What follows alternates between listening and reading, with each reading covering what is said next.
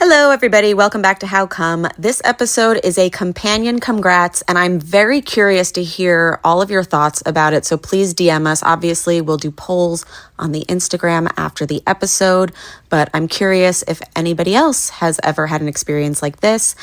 Trigger warning, there is some sexual abuse talked about in this episode, so prepare yourself for that. We also recorded this episode just after Roe v. Wade was overturned. So you might be like, wait, that sounds off time-wise, because we talk about that a little bit and we're like, it just happened. It had just happened. If you ever want to watch episodes before I'm ready to edit them months later, go to patreon.com/howcome and you can hear great episodes there. There is already Robyn's Cumgrats that we mentioned on last week's episode. We recorded it the other day, and I also reveal something about myself in that episode. So yeah, patreon.com/howcome if you want to hear those two things. This episode is just a companion Cumgrats because we ended up talking to Britt for such a long time, and we can't wait for you to hear the episode. It's very interesting. How come? How come? How come I can't achieve? How come I can't achieve? I'm rolling up my sleeves. I'm rolling up my sleeves. Oh baby, I believe these guests can help. 'Cause I can't do it by myself. I wanna jizz. Welcome, Brittany. Hi. Hi. This is a companion Cumgrats. Woo! So pumped to finally talk to you. Yeah, it's been a while. We've been planning it for a while, per usual. Yeah. I'm so excited that you're here and that you came, and let's just get into it. How did it happen? Congratulations. Thank you. Well, it happened, I remember the date, November of 2020. Amazing. So like shortly, like a month before my 29th birthday, I think. Mm-hmm. In October of 2020, I met a man friend on Instagram. We met through like a page that we mutually followed. And I left a comment on some kind of post, and he responded to it in a funny way. It was like it's a page about like, it's called To the Guys I've Dated. And so I made a comment on some kind of ridiculous story that I just thought was so silly. And he responded to my comment and said that what I was saying was like underrated or something. We love that. And then he slid into my DMs because he had checked out my page. Yeah. And so he responded to some of my stuff I was going through. I have a disease called endometriosis, and I talk about it quite a bit on my Instagram, and he just kind of slid in to talk. He immediately gave me his phone number. He was like, I see that you're going through a lot. If you need to talk about anything, you can call me. Yeah. So he saw all of my endometriosis stuff. And should I tell people what endometriosis is? Sure. Yeah, I mean, you can go for it. Okay. So endometriosis is a disease where essentially tissue that's similar to the lining of the uterus grows outside of the uterus. And it functions similarly to a cancer. And so it can like grab onto other organs and grow. And essentially with menstruation, it just continues to grow, and it kind of produces its own hormones, and it feeds on itself, and it can cause organs essentially to stick to each other, which can cause intense pain. Totally. And I speak about that a lot on my page. And so he was concerned, reached out through the DMs, gave me his phone number, told me where he lived, gave me like background info on himself. I guess he wanted to just be straightforward and, try to get my trust, which I don't want to say that like it sounds like he's like being predatory. No, he was very sincere, and I messaged back and was kind of like, thank you, I appreciate it. This is kind of overwhelming though. Like nobody's ever reached out to me this way, offering their phone number sort of immediately before, ever giving me the chance to respond. But he was like, I'm serious. If you need to text, you want to chat, you want to call me, he's like, that's fine. And it took a while, a couple of weeks, where he was consistently kind of checking in, sending messages. And I was like, I don't know about this guy. But finally, there was one day where he just kind of asked me questions and was trying to get to know me. And through that, I don't know how we ended up getting on the subject, but he discovered that I was completely single, had always been single, never been in a relationship, never been sexually active. And he was like, what? Tell me more. So we went on this whole kind of journey. And so he dug into my. Don't you think that he would, like, not to be like cynical, but like, right. I feel like when people slide into your DMs, like they're usually trying to figure out if you're single, or, you know, like you didn't get any like feeling that it was more than like support. No, I didn't. Okay. And he was very careful to make sure that it was not like, he was very, I don't want to say like, I don't know. It's just, it felt very comforting. Like the support he was offering felt like genuine support. Like it didn't feel like he was trying to get at something. And then I kind of found out, you know, through more discussion that this was kind of something that he just liked to sort of give support, especially to people who might not have it. And he just kind of does this in his life. Like he's just a supportive person. He's very empathetic. And he tries to offer as much help as he can. And so he became a good friend that I would like message pretty consistently with. We would pretty much talk every day. And when it got around to more, I guess, deeper sexual discussion, he kind of discovered that I'd never had an orgasm at 28 years old. I'd never dated anyone. I'd never been sexually active. I grew up in a school system that, you know, was abstinence only education. Never talked about it with my parents. And I grew up in a household that was kind of like no privacy, no locked doors. At 12 years old, I had to sign a purity pledge at my school. And I wasn't even in a religious school or anything, but I had to sign a purity pledge. I love it. I remember being 11 years old and having to do a health report. And I'm like looking up these gruesome STD pictures online at 11 years old. Oh my God. Because we had to report about the consequences and dangers of sex. Sure. And so that was really the only info I had was porn and the movie Showgirls. Showgirls, baby. And Showgirls is fucking scary. A lot of the sex in that. So that's not even a good thing to learn exactly. from.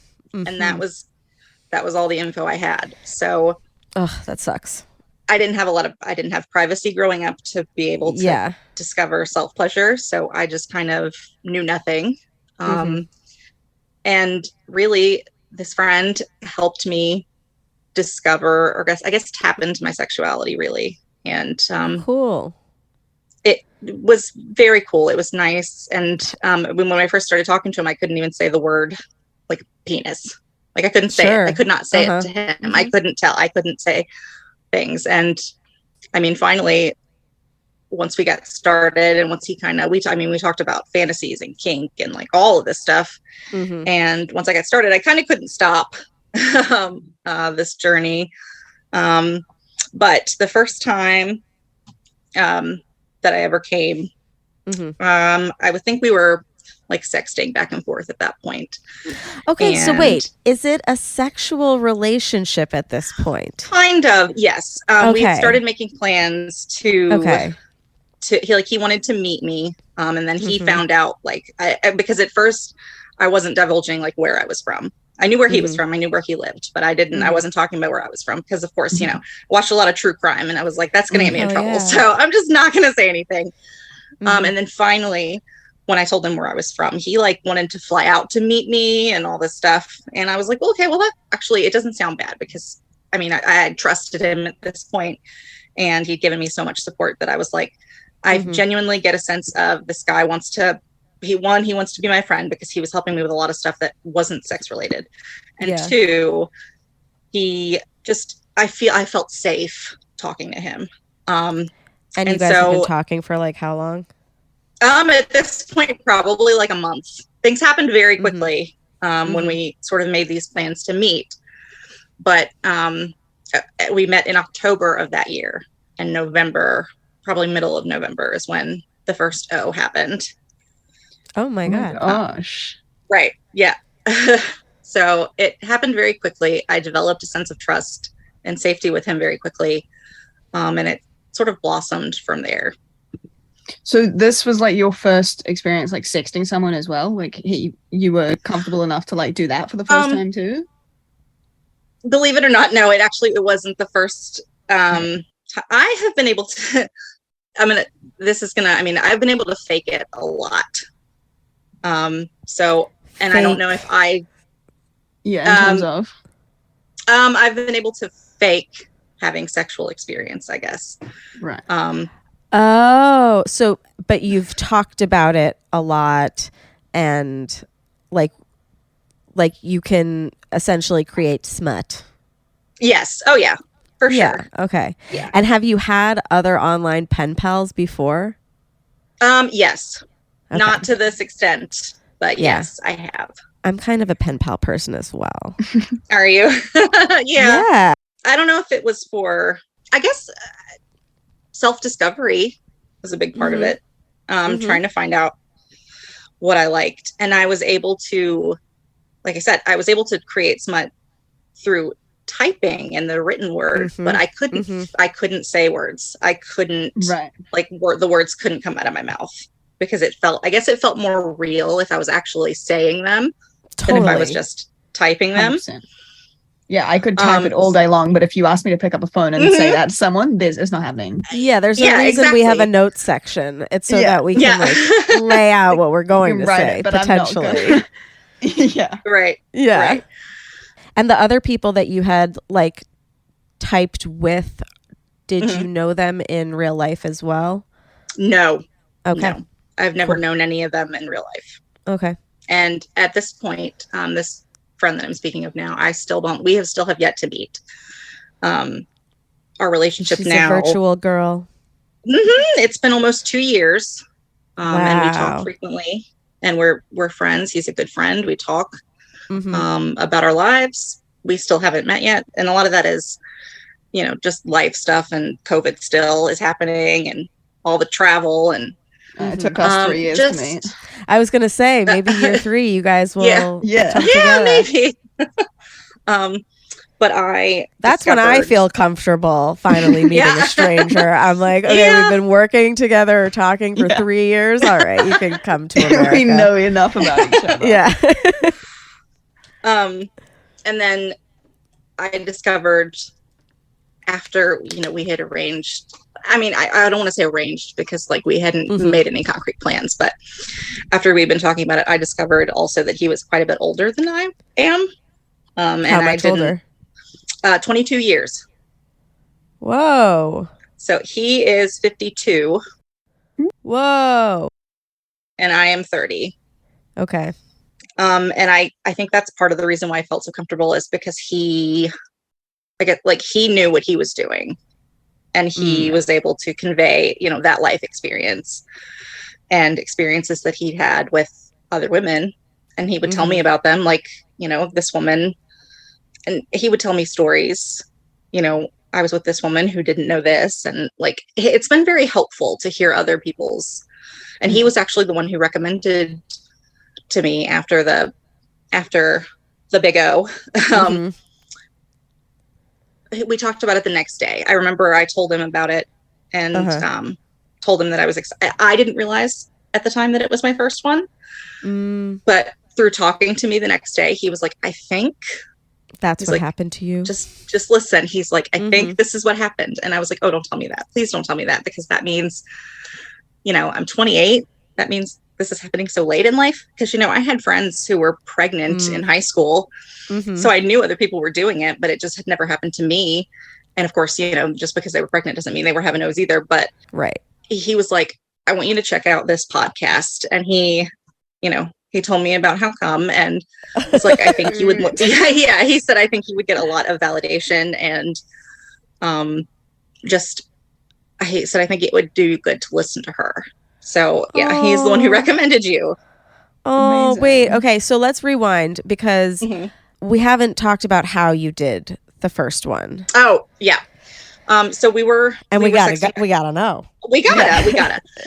So we had been sexting back and forth, which he was very good at, and he tells me that I am very good at. So we were sexting back and forth, and I was just in my bed at home quietly, because I'm currently living with my parents, so it was a very quiet kind of thing. Same, babe. Yeah. And it was just manual stimulation with just the old fingers. clit stimulation. And I just got so worked up from the imagery of the two of us together. And like, did you have one hand in phone or one hand with phone, one hand on self? Great. Cool. Yep. And it happens very quickly. It didn't take me longer than a couple of minutes, probably. Because I was just so excited at the time. Just ready. Then, yeah. And then it happened. And it was the first time, because of course I'd engaged in self-pleasure before, but I think I was stopping myself before, like right at the edge. I would stop myself because the feelings would get so intense. Your brain is like doing something else in this scenario, and your other hand is doing something else. Like, there's you, like texting and like, were you like, your thumbs going like? That's what I'm saying. Like, I think it's good. I think sometimes we need to multitask. Both hands. Just so, because like sometimes too much, you know, focus from the brain or like attention to one thing, doing one thing. You know, can really like just take you out of it. But it's like, you're like, I'm texting, I'm reading, I'm hot, I'm horny, I'm diddling. We're doing so many things. Yeah. And oh my gosh. Did you say, oh my gosh? No. Oh, wow. That would have been great. To this day, I do watch porn, but like the majority of my porn, I read. So I like to read the stories. So again, still, one of my hands is busy doing something else while I'm engaging in the pleasure. So I guess, my brain is tuning into one thing instead of being just locked in on. Have you tried audio? And reading, no, but shut up about audio, because reading, I mean, audio is great too, but I feel like reading takes more of an effort. Like, you have to turn the words into a thing, into a thought. It's like more imaginative. Even though audio, like, you can still imagine your own stuff, I think reading takes more effort. That was going to be my question, is have you tried audio? Did you prefer reading it? I haven't tried audio. I haven't tried just audio. It's always either video or just reading. But I haven't tried it. Good question, but didn't work in this scenario. It would have if I wasn't interrupted. I mean, definitely. Wait. Oh. She's frozen. Oh, am I frozen? You're back. Okay, good. I have a terrible. It's telling me that my connection's unstable. I live in the middle of the woods, and so I'm hoping it holds out. I love that, though. That probably keeps your brain very stable. Well, that's another story. For another time.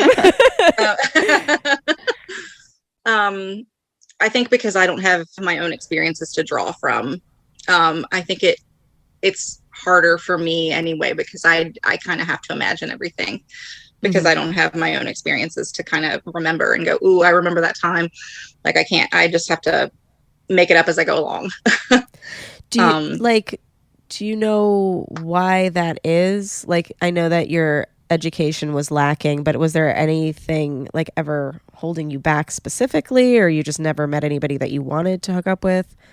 Well, I mean, I guess I'm pretty open about that. He and this friend that I've been speaking of tells me not to be so open because it scares people away. But I've never been on a date. I've never been asked on a date. I've never gotten close enough with guys to figure out if anything would ever happen.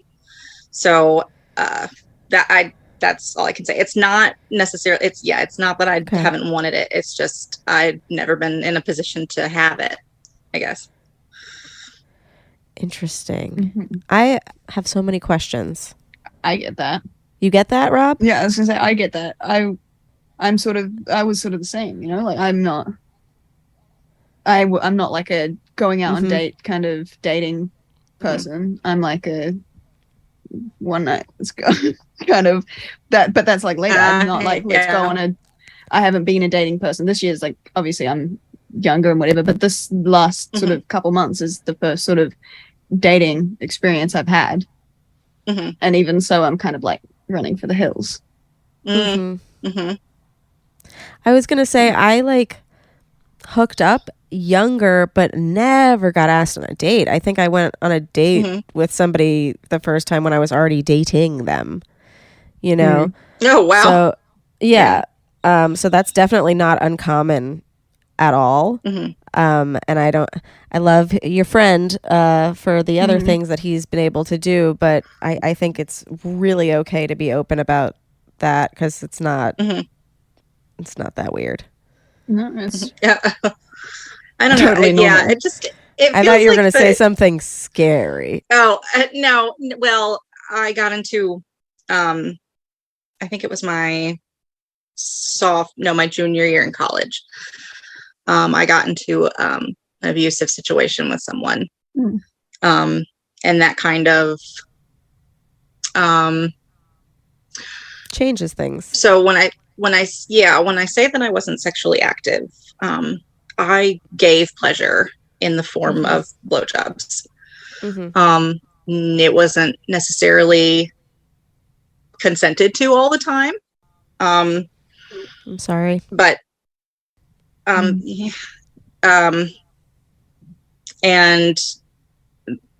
there's a particularly traumatic incident that happened that just kind of put me off things.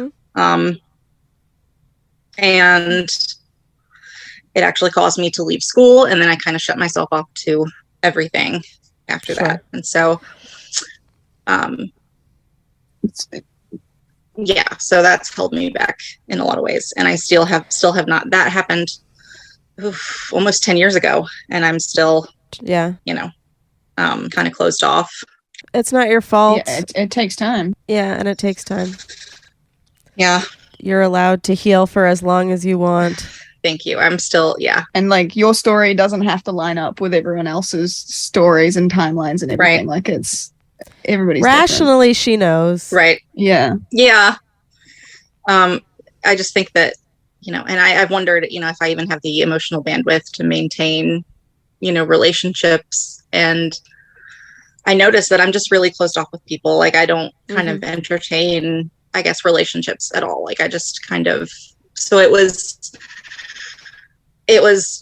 a different experience to kind of, I guess, in a way, because he's so far away, I'm in Virginia, he's across the country. It feels safer. It's so much safer. To engage in that kind of relationship. And I guess maybe that's why I was so open. Part of the reason why. Totally. Because it was safe. Yeah. No, I really, really understand that. And I think a lot of people listening just had a very of course moment, and I'm really happy that, the story doesn't sound very good when you first hear it, like some random guy reaches out to you and, saying super sweet stuff, and it's eventually getting sexual or whatever. And you're thinking, this sounds like it's not the best, but you are the type of person that has protected yourself for such a long time. So, you had to be very comfortable in order to open up. So, that just makes me feel safer for you as well. And I appreciate you saying that. Because I'm totally aware of how it sounds when you first tell. It sounds bananas. Yeah, that this would be happening. And if you're an outsider looking at it, it sounds don't get bizarre. Men reaching out, not wanting anything. And just wanting to help, you have this kind of what does he want from me? Yeah. And that's what I thought at first, which is why it took such a long time to kind of even entertain, the idea. I didn't message. I think when I messaged him after that first message, it was a long message of him just being he's like, I don't want anything from you. He was like, I know how this is going to sound. I don't want anything from you, but here's my number. If you ever want to chat. He was like, seriously, just, you can text me, whatever. He's like, if you just want to DM me and you never want to take anything off Instagram, that's fine too. And I didn't, we DM'd for the longest time. And I think it took months.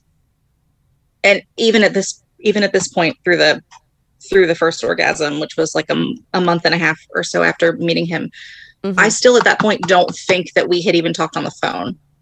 or that I had even texted him. I think this was still all DMs at the time. And then finally which one day, again I was keeps it more separate. No Yeah. voice, less of a person, less of a threat. Yeah. And I think it wasn't until after that I actually reached back out to him, and I think I gave him my phone number at that point, because we had DM'd so much that his number had gotten lost in the fray. And then, finally we were talking on the phone, and it became more of an actual, it felt like more of a real friendship and relationship. And does he like have other relationships going on? Like, what are, what do you guys define your relationship as? And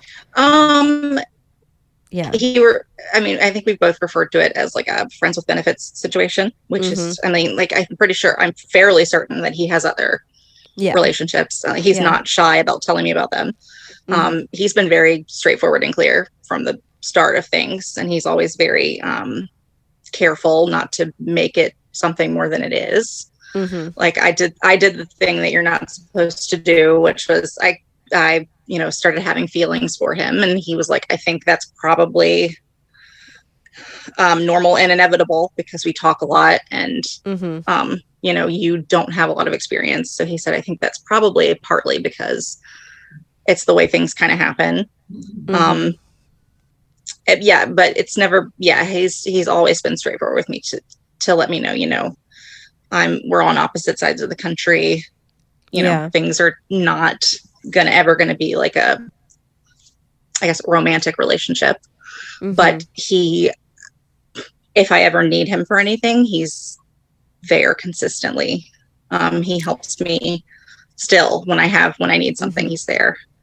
But yeah, I'm sure he has other stuff.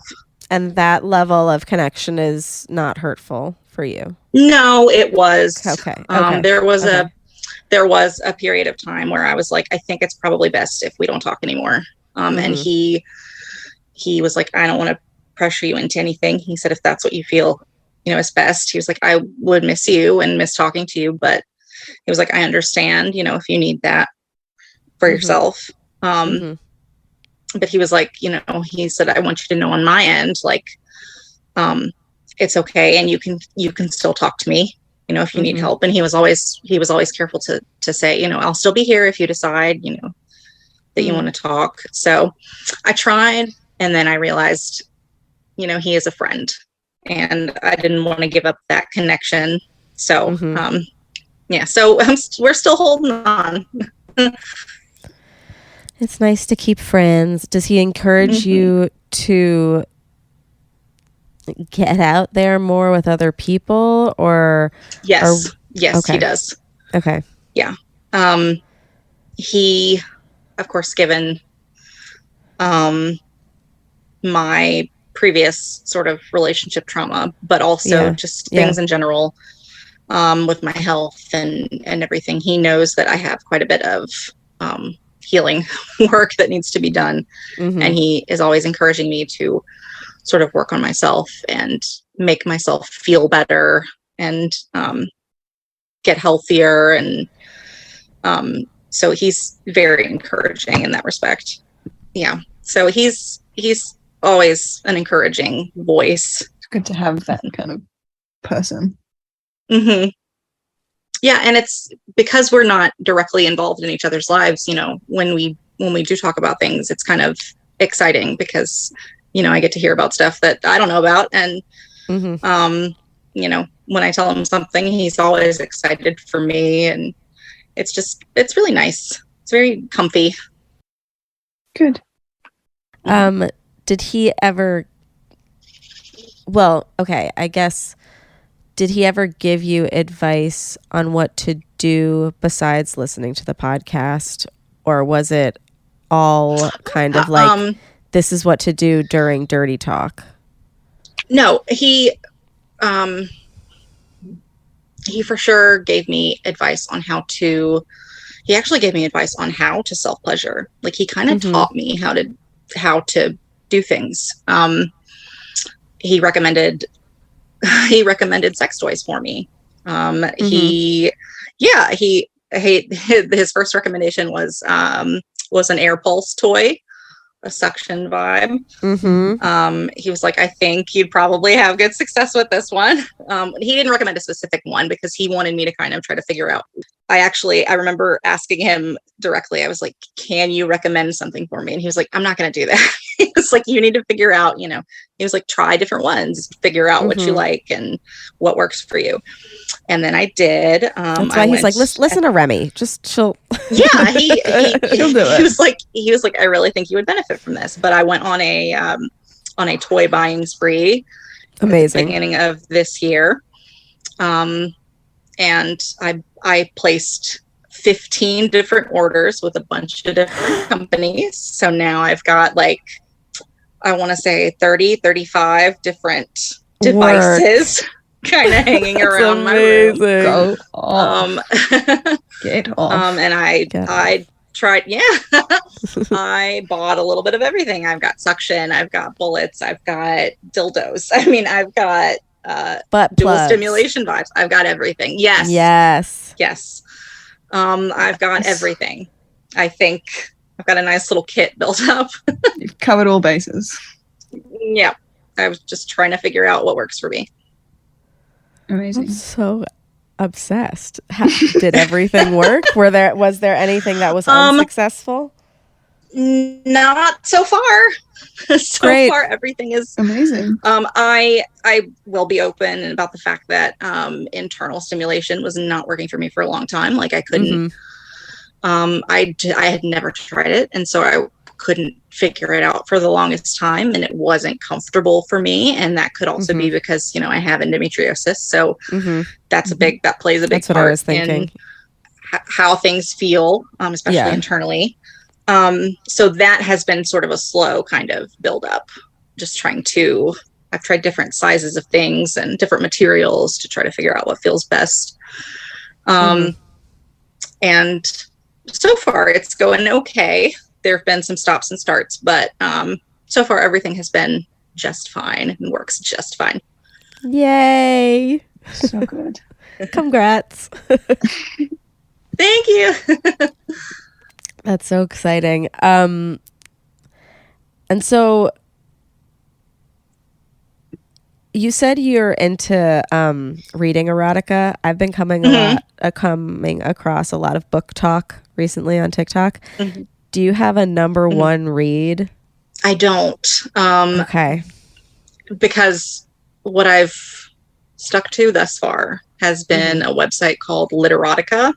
Okay. And so I just read different stories about different subjects from all kinds of different people. And like I said, it doesn't take me very long to come when I'm reading. It takes me anywhere from like 30 seconds to a minute.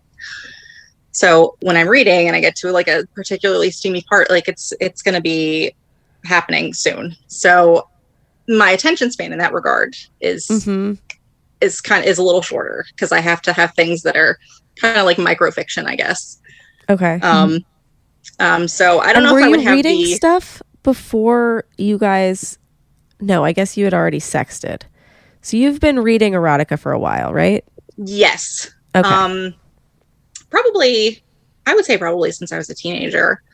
Cool. I remember having intense feelings, like hormones and desires when I was a teenager. And then for endometriosis, they put me on birth control, oral contraceptives, to try to slow the progression of the disease. And that just kind of killed everything. My libido tanked. And then shortly before I met this friend online, I decided to go off of those pills, and I was on them for 10 years, I think. Whoa. So I really didn't have, and I didn't have any kind of desires or interests really, for those 10 years, like nothing. There was nothing. I went off those pills and those hormones came surging back. And that's when I started sort of searching and researching and trying to devour, trying to devour things. And then you got turned off. I did. Yeah. It was like a huge you got switch like shut down. Yeah. Yeah. And now the lights are on, baby. Well, recently they put me back on pills and my libido has tanked again.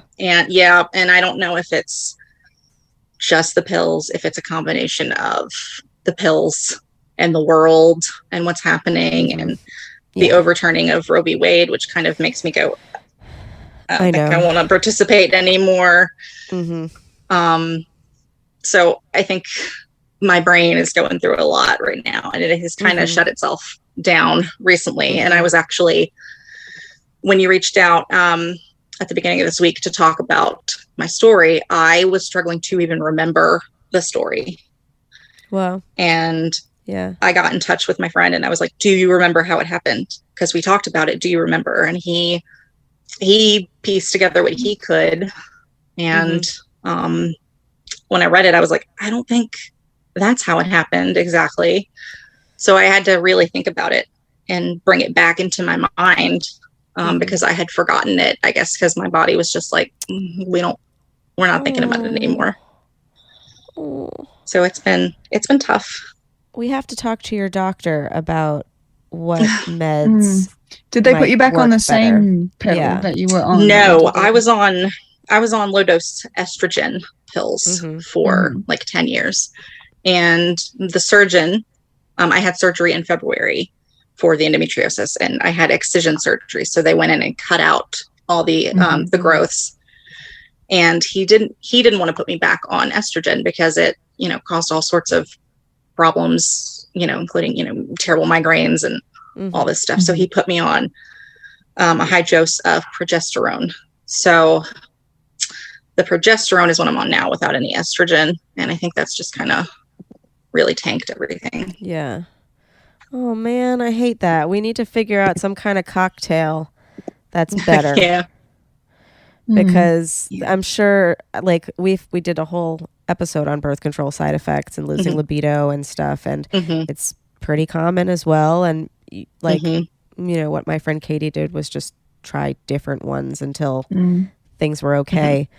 But I wanted to talk about, you mentioned Roe v. Wade and if it's okay to chat about, like we spoke about, I think the day that it was overturned. On my page, I was talking about like, action items for people. Where are they going to donate? What are they going to do? March, all this stuff. And a few people wrote like, stop having sex with penises. And, I posted it and I was like, this is an option for you if you, don't want to.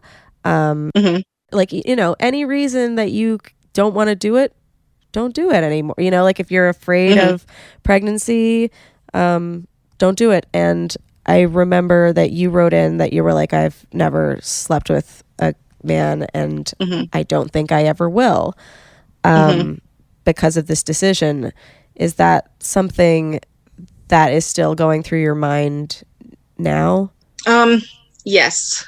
Yeah. I still think about it. And when the friend and I talked about meeting up, we got into some explicit sort of details about what would happen. We talked about literally everything, what we each expected, things that I wanted, things that I desired. And at the time, I had a desire to have sex without protection. And it was a big desire for me.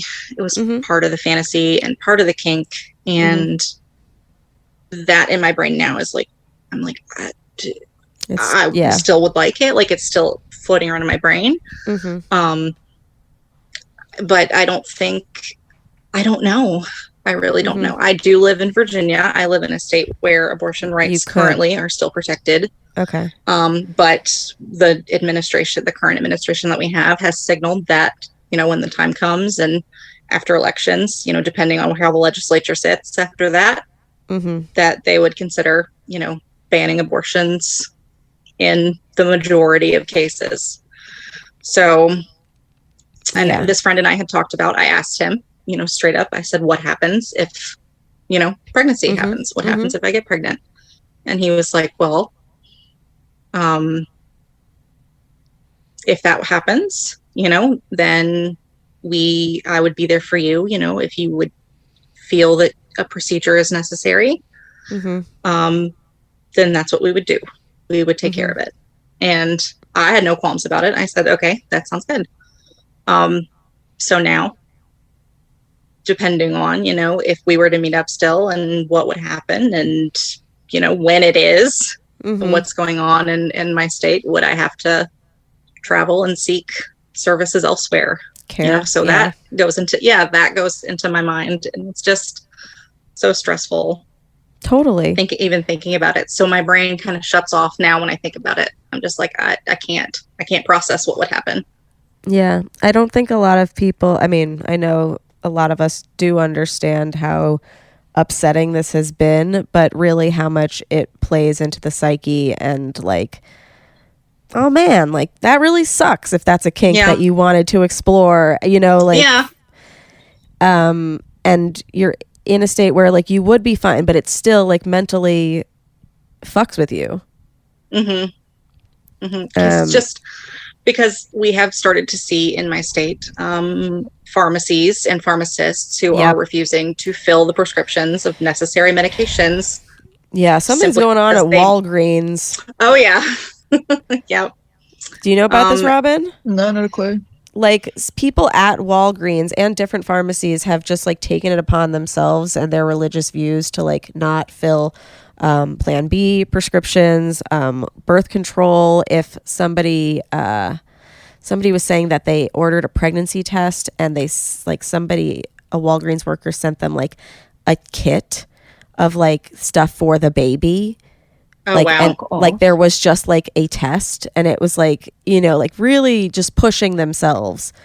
Yeah. On and there people. was the recent case where a couple, I believe they were a married couple, attempted to buy condoms at a Walgreens, and the pharmacist said it was against their beliefs and they wouldn't sell it to them. It's really scary. And even medications that have nothing to do with pregnancy. There was a woman who tried to get a prescription filled for, I believe, an asthma medication, and because it could cause miscarriage, even though she wasn't pregnant and had no plans to be, the pharmacist wouldn't fill it. It's insane. I can't even. We're a whole other class of human.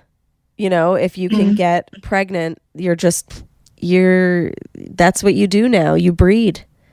And I think a lot of people got mad when I posted like if you don't want to have sex with penises, don't, because they were like, oh, but like some of us are so nice. And it's like, some of you are so nice. Yeah. But unless you're going to drive me across state lines and make sure I don't get fired and pay for my services and do all this stuff, like it's just not worth the risk for some people. And then other people got mad that I posted that because they were like, some people can't just stop, right? There's a whole thing that happens when people don't want to do, and obviously I'm not saying that I know if you are a survivor, like that's not your fault. Right. There's nothing you can do to stop that. But I'm saying if you want to make the conscious decision that I'm not dating people with penises that can get me pregnant, you're allowed. It shouldn't, I don't want anybody to be taken over by fear and like lose, a kink that they want to participate in or anything, but anything that is going to keep you feeling comfortable is A-okay. So my question as a non-American about what America's potentially planning to do, are they going to like start regulating birth control? Like you're not going to be able to get pills in certain states. That's what they think is something. It's like down even to condoms. Yeah. Like, but they reckon that is like the next. That's what we reckon. States. Yeah, the dissenting opinion after the overturning of Roe v. Wade. One of the justices, I'm not even going to say his name because he makes me want to throw up, but he recommended that the decision that was made that guaranteed couples, essentially it was about married couples being able to maintain the right to birth control. It was a decision based on privacy and individual rights. And the dissenting opinion was to also overturn that decision. And since the House just put forth the bill to, maintain the right and access to birth control. So I think only eight Republicans, or no Republicans voted for that one. I think no Republicans in the House. Also, what they're going for next, and it's not even next, because they have been going after trans rights. They have been going after gay rights. They have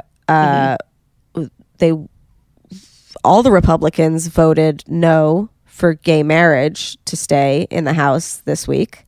All of them. Oh no, not all. Maybe 150. No, it was eight of them voted yes. 8 of them voted yes. And then one in particular voted against it, and then went to his son's wedding. Yeah. Oh my god. But it was all of the Democrats that voted yes. Yes. Right. Yes. Which is the only reason it passed. But even if it passes in the House, it's not going to in the Senate necessarily. It doesn't look like it's going to pass in the Senate. And my state, the state of Virginia, in our state constitution, we have essentially the anti-same-sex marriage legislation language in the Constitution. And so we are one of the states that, if it were to be overturned, I don't know how that would work. If marriages are just null and void, I don't know, but I live in one of the states that people would lose a lot of their rights. Yeah, that's insane. Yeah, it's really bad. Things are bad. Things are really bad. I was in Ireland last week, and we went to the Museum of Irish Immigration, and they were talking. There was one exhibit about what people have done, and there was the Margaret Sanger. I don't know if you guys have heard of her, but she was the one that got birth control over there. And I was talking to the girl that I went with, who's an American. She's from Florida and everything. But we were like, how has America just gone back to the 60s? That was when it was birth control was made legal for married couples in 65 or something. And then we're just because I don't understand. Those of us who see human rights as human rights get complacent because we're like, yeah, of course. Yeah, of course. This is not an issue. We came this far. This is progress. And we think once we make progress, then it stays there. It's not true, because we forget about people who see our progress as regression. And they are always going to be fighting for it, and harder, because we always hear this, oh, well, the pendulum swings back and forth. Robin knows that I say this all the time. No, it does not. It swings one way really hard and then a little bit back, and one way really hard and a little bit back. There's never been a time where it's been all female born people in charge. There has never been a time where heterosexual couples have less rights than gay couples. It doesn't really swing back and forth. It swings to the middle, and then it swings harder because they're trying to get back to so-called biblical times. And I thought that you guys had to separate church and state. You do. I don't understand how you guys run. I just don't understand your country. Neither do we. I know, but the more we don't either. I'm like, what? How is this?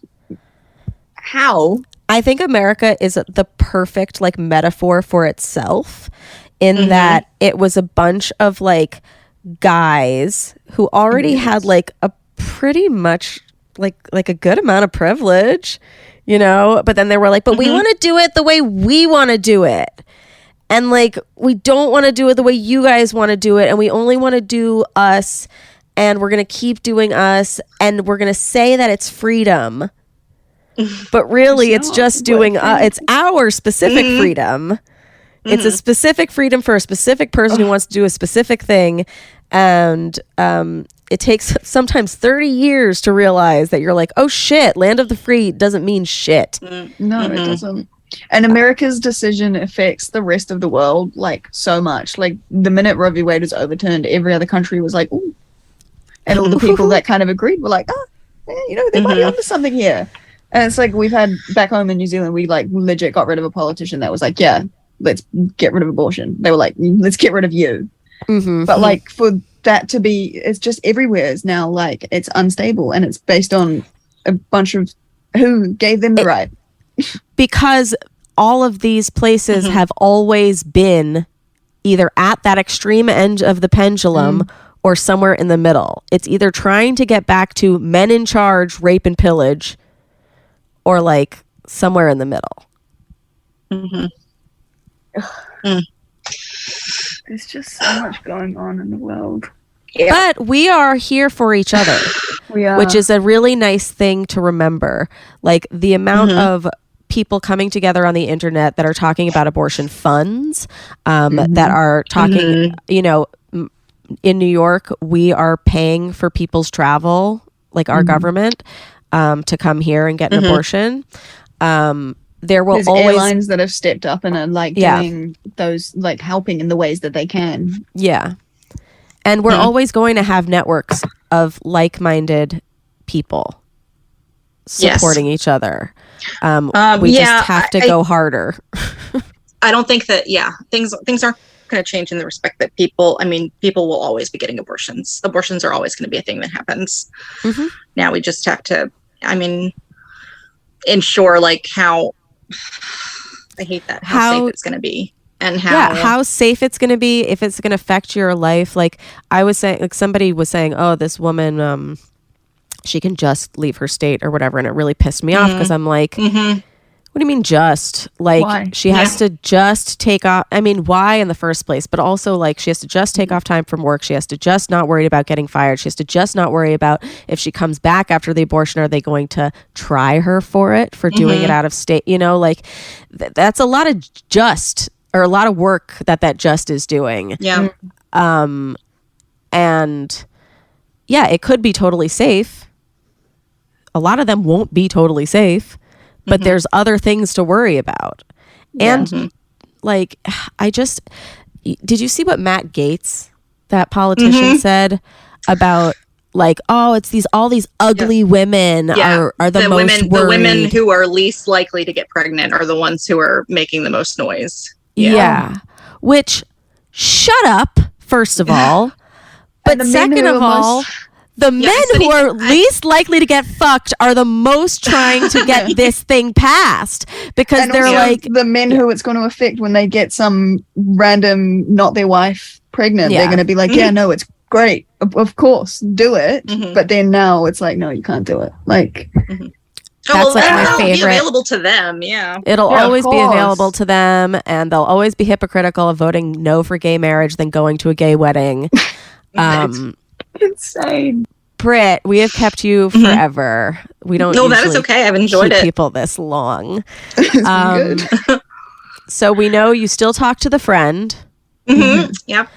Okay, and spoiler, friends. everybody, I know this friend. I have been talking to this friend for years because he has been listening to How Come for years. And truly, in the beginning, I kicked him out of a How Come group because he didn't tell me that. He didn't tell you that? No. No. He was asking some people like about their processes because they were saying that they hadn't before.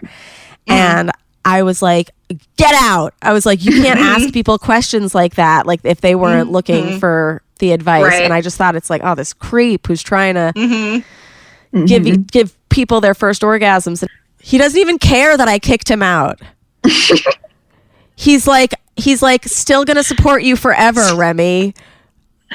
Also, how can you tell me how to he asked me to for a place in New York that he could buy a woman a haircut or whatever, and I was like, what are you on about? Like, I've never even heard about a person like this. Oh, he genuinely cares about women, and he wants women to feel good about themselves and to as he would put it, to recognize kind of their own power. And he explained it to me as that he grew up with mostly, a lot of women around in his family, and it just became, he just cares. He was raised that way, and that's shout out to his parents. I'm like his mom. Block. Like that's how toxic I am. There's the door. No, that I literally assume anybody who's trying to help is doing it for some ulterior motive, because we've got all these toxic swirling about that. But it's like, to be fair, we do get we have had some people who are genuinely like creepy in the Facebook group. 100%. We're like, get out. So at any sign, we're kind of like, we're protecting our we're very protective. little Yeah. babies. little peoples. Yeah, he is really a genuinely good person, and he just kind of cares about the well-being of women. Which is so great. it's, and he's got great taste in podcasts. He doesn't only listen to ours. He listens to like all of my friends that have good ones. I'm always like seeing him in the comments. I'm like, great taste. Yeah. So I think for you, just an assignment I would like, if you're down, is to listen to some audio erotica and see if it does the same thing, just so we can have you as our little science experiment. Okay. Just listen to a little audio, see if it... I'm so see curious if it's enough to multitask you. That's what I mean. If it'll lock you into multitasking, or if it's just like, well, now my phone's to the side, and... Okay. I'll definitely give it a try. Yeah. You can still hold your phone if that's part of the process. Yeah. You need to be holding it. Hold it. Do you have any personal sexual goals or personal goals this year? Personal goals this year. I just want to not be sad. I have felt that way for just a really long time, and I don't know. It's holding me back from so many things because I'm just not moving forward. I'm not moving forward in my life. I'm stuck at the moment, and I just want to. I don't know. Maybe it's not going to happen overnight, but my self-confidence. I just need motivation and a reason to say this is what I'm doing. This is where I'm going. Because I haven't thought far enough ahead to really envision a future for myself. So, I just hope that I can find my footing and move forward. Yeah, I want that for you. And I relate to that sentiment as well. And, you are so cool and so strong, and you're already doing so much great stuff to help yourself. Yeah, I'm so proud of everything that you have 30 sex toys, my friend. You went from 0 to 60. Yeah. You know? And I think that there's only more that you could go, and you deserve happiness, and you can do it. You can, and I'm going to try and find some more people that we can talk to about that, because there's a global rut right now. It's not just you. Yeah, that's what I was like. I know that I'm not the only one who feels that way. Like it would be bizarre if I was the only person feeling that way. Yeah, no, you are not. But that doesn't lessen how you feel. You know what I mean? Like exactly right. It's a real feeling, and I do think you can get out of it. And I've gotten out of depressions before, and sometimes you go back in, and it is tough to find a reason to keep going when shitty shit keeps happening. But at least you can come now. Yeah, that's great. Absolutely. Yep, I can just reach for one of my personal devices, and everything will be okay. Exactly. Well, most things. Oh, there was some phrase that Jane said. She was talking about SpaghettiOs, but it was like, when you're feeling low, have an O. Thanks, Jane. Thanks, Jane. It's going on a t-shirt. Yeah. Excellent advice. Yeah.